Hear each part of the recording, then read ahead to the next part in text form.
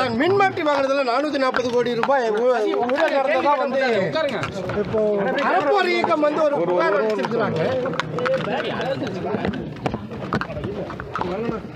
அதாவது இது இப்போ நீ கேட்டதுனால அதை பதில் சொல்கிறேன். மின்சாரத்துறையின் சார்பில் கொள்முதல் செய்யப்படுகின்ற அனைத்து உபகரணங்களும் முறையாக ஆன்லைன் மூலமாக டெண்டர் விடப்பட்டு அதற்கென்று ஒரு குழு இருக்கிறது, கமிட்டி இருக்குது. அந்த கமிட்டி தான் விலைப்பட்டியலை நிர்ணயம் செய்து இந்த விலை ஏற்றுக்கொள்ளக்கூடியதா என்பதை தீர்மானித்து அதற்கான உத்தரவுகளை வழங்குகின்றார்கள். எனவே கடந்த காலங்களில் என்ன நடைமுறைகள் பின்பற்றப்பட்டதோ அதே நடைமுறை தான் இப்பொழுது பின்பற்றப்படுகிறது. இதில் எந்த விதமான தலையீடுகளும் இல்லை, இருக்காது. ஏன்னா அப்படி தலையீடு இருக்க முடியாது. எல்லாமே ஆன்லைன் டெண்டர், முழுக்க ஆன்லைன் டெண்டர். நிறைய பேர் அதில் கலந்துக்கிறாங்க.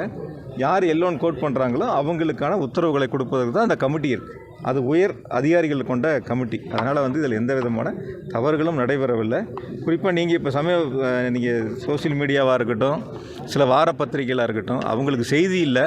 அதனால் அந்த பத்திரிகைலாம் விற்கணுன்னா யாரோட செய்தியை போட்டால் விரைவாக அந்த பத்திரிகை விற்பனையாகும் அப்படிங்கிற ஒரு குறுகிய மனப்பான்மையோடு அந்த செய்தி வெளியிடப்பட்டிருக்கிறது.